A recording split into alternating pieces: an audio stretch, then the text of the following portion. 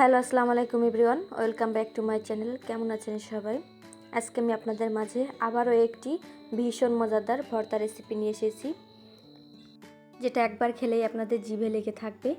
এত বেশি মজা, না খেলে কিন্তু বুঝতে পারবেন না।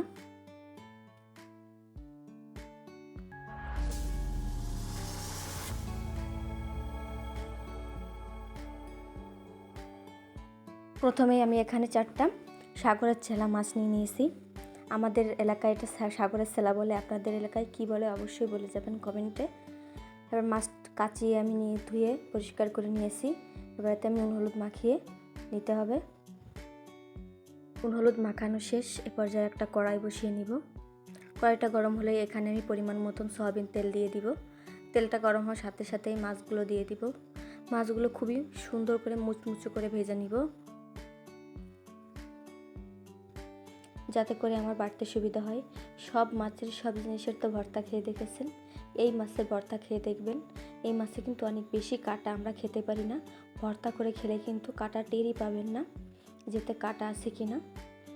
দেখুন, একেবারে মচমচে করে কিন্তু আমি ভেজে নিচ্ছি উল্টে পাল্টে। এবার যাই দেখুন, অনেক মাছ কিন্তু অলরেডি ভাজা শেষ। তারপরও আমি একটু ঘুরিয়ে পুড়িয়ে মুচমুচে করে ভেজে নিয়েছি, তুলে নিচ্ছি। এবার তুলে নিয়েই কিন্তু এই তেলের ভিতর আমি পেঁয়াজ কুচি দিয়ে দিব এবং শুকনা মরিচ। এখানে ঝাল আপনারা যে পরিমাণ খান সেই অনুযায়ী দিবেন।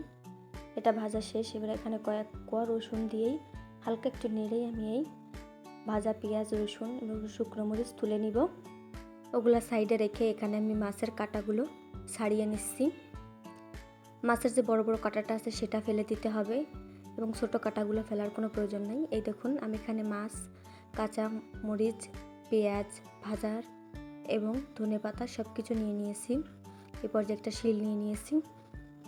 এবার এক এক করে সব কিছু দিয়ে আমি সুন্দর করে বেটে নিব। প্রথমেই মাছটা বেটে নিব।